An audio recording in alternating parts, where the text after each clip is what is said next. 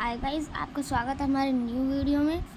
आज हम Sanskrit class 8 chapter 1 सुभाषितानि का हिंदी अनुवाद करेंगे, जिसका पहला श्लोक है। गुणा गुणगेषु गुणा भवन्ति ते निर्गुणं प्राप्य भवन्ति दोषा सुस्वादु तोया प्रभवन्ति नद्य समुद्र मासाद्य भवन्ति अपेया।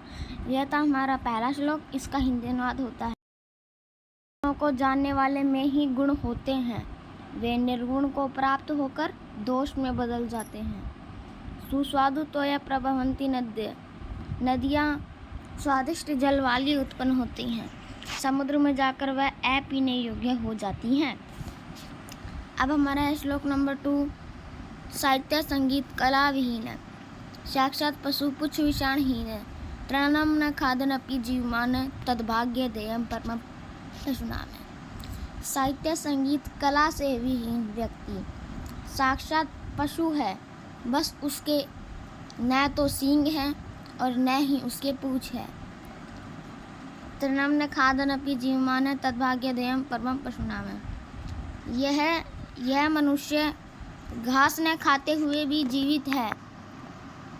तद्भाग्य देयम परम पशुनाम, यह तो पशुओं का परम सौभाग्य है। श्लोक नंबर 3। लुब्धस्य नश्यति यस्य पिशुनस्य मैत्री नष्ट क्रियस्य कुलम अर्थ परस्य धर्म विद्याफलं व्यासनीय कृपणस्य सौख्यम राज्यम प्रमथ सचिवस्य नराधिपस्य।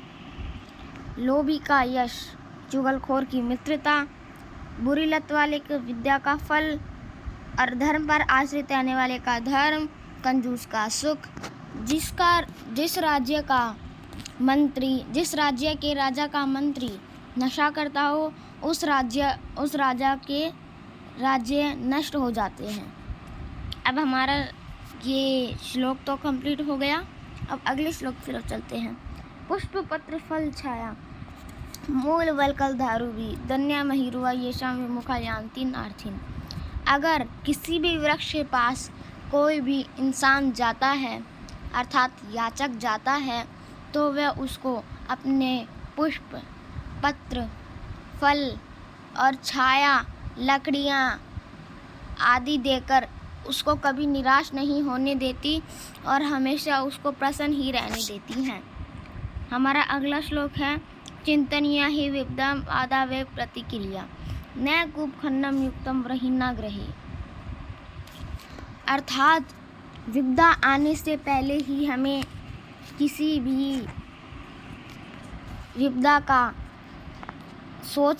उपाय सोच लेना चाहिए, न कि विपदा आने के बाद घर के अंदर कुआं खोदना चाहिए। आज हमारी क्लास यहीं तक समाप्त होती है।